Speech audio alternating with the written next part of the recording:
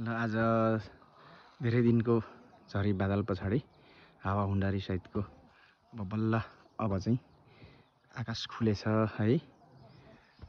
यो चाहिँ हाम्रो टेम्कामिम गाउँपालिका रिमचिमको वादुम्ला जाने र तिममा जाने पाङखाङ जानेको 0 पोइन्ट है।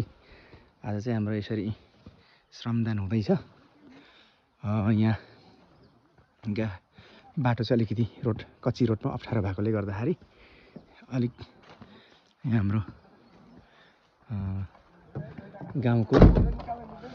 गाउँले हाम्रो दाजुभाइहरू सबैजनाले श्रमदान गर्दै हुनुहुन्छ। एकदमै अप्ठ्यारो थियो, कति दामी गरी भएछ भने नि ओहो पिस जस्तो सलल्ल है।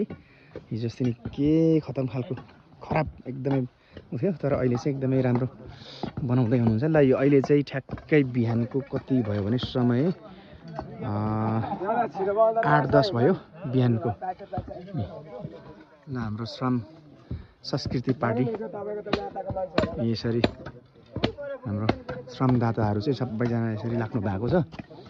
ल हो यसरी हजुर एकदमै मामा लु हाम्रो दाजु मामाहरू लु लु है सोल्टी हजुर लु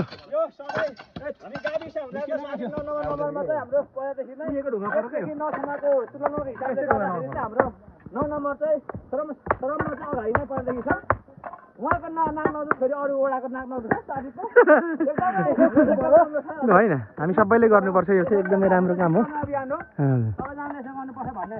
हेर्नु त कति दामी गरी र हाम्रो सुमन भाइ ल लु हेर्नुहोस् त यसरी कति दामी गरी बन्दैछ यो। लु मामाजी लु है लु हाम्रो चाहिँ यस्तो चल्छ है। ल श्रमदान ल है आज हाम्रो श्रम संस्कृति पार्टीको तर्फबाट श्रमदान चल्दैछ हजुर। हाम्रो होइन नि यो त हाम्रो श्रमदान त चल्छ त होइन। श्रम संस्कृति पार्टीको यसरी हेर्नु त होइन सोल्टी